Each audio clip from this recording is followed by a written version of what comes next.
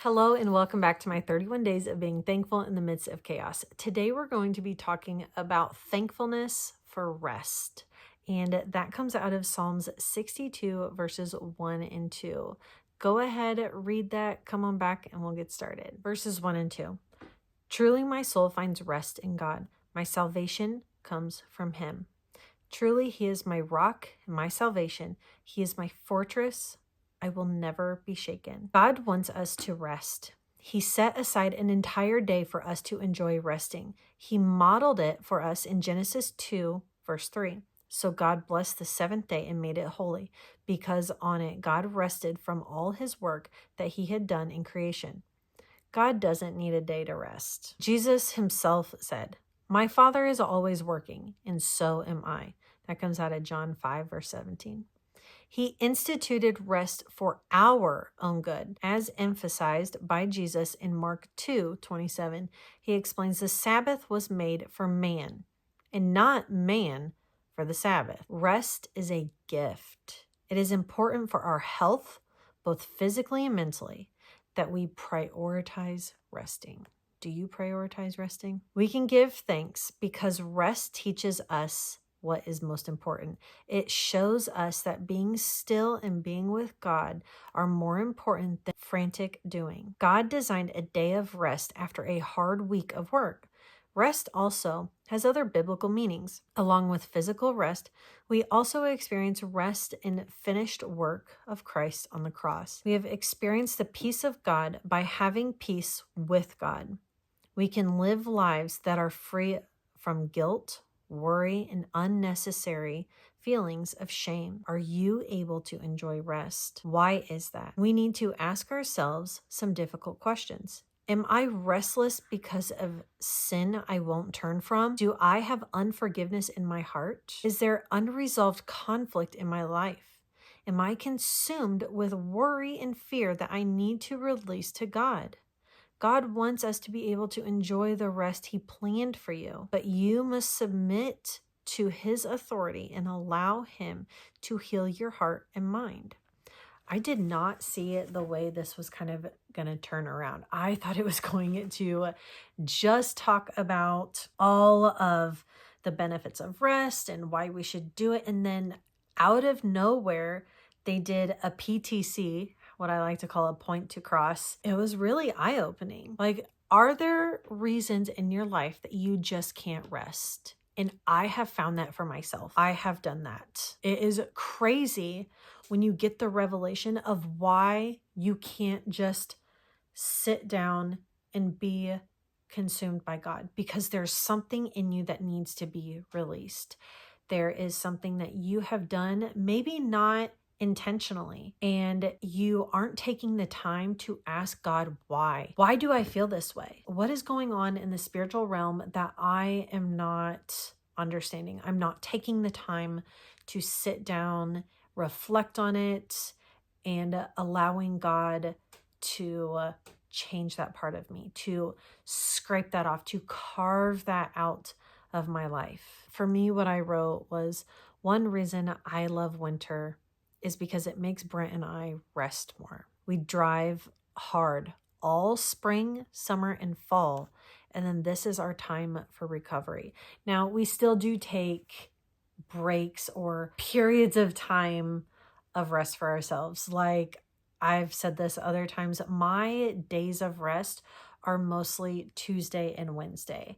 I drive hard Friday, Saturday, Sunday, and then not as much on Mondays. And then it starts to gear up again on Thursday. So I will do what I need to get the girls going on a Tuesday. They'll have their list and then I'll kind of help in there. But those are my days where I'll have my sister-in-law come over and we will just go to the pool and relax. I also make sure I do a Bible time in the morning. That is part of my rest and a day where a time where I have to get my mindset for that day. A big just day off is not really a thing for me during the spring, summer, and fall, just because that's when our work is. As for the whole pointing to the cross and why you might not be able to rest, is that something that just turned on a light bulb in your mind right now? Did something just spark where you're like, oh my goodness, that is why I can't relax? Along with physical rest,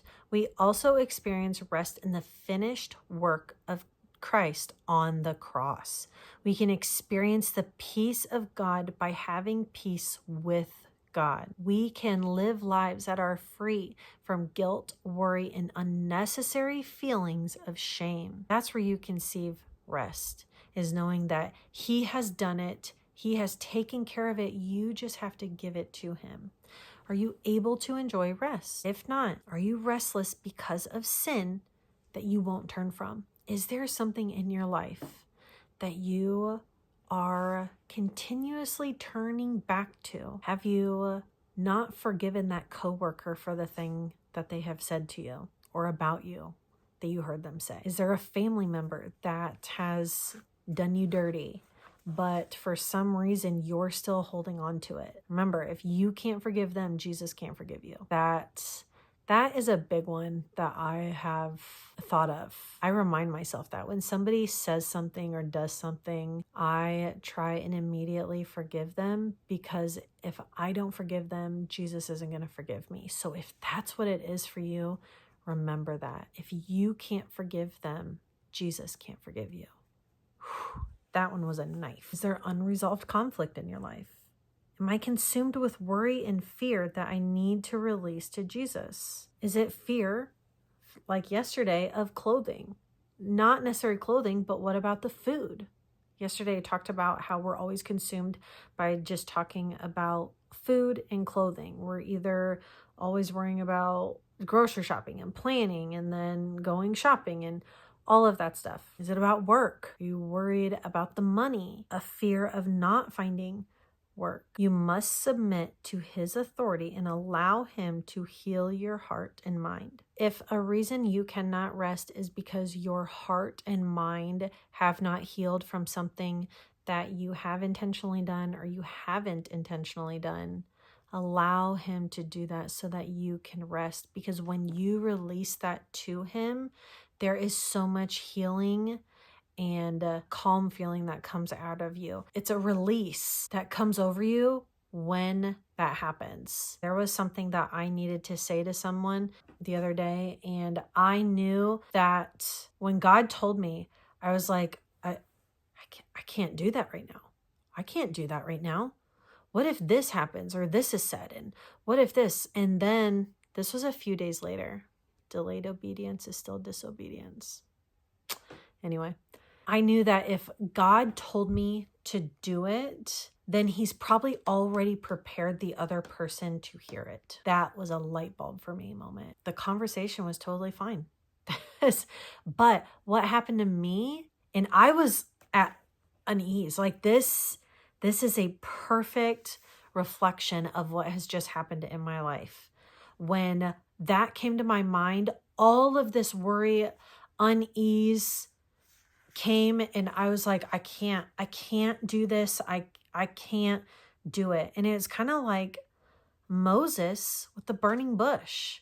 Like he's like, just making up all these excuses as to why, all these excuses as to why he couldn't do it. But for me, He had already prepared the other person to receive it. There was a release of rest that came over me and allowing Him to do the work for me, coming under His authority and allowing Him to heal my heart and my mind.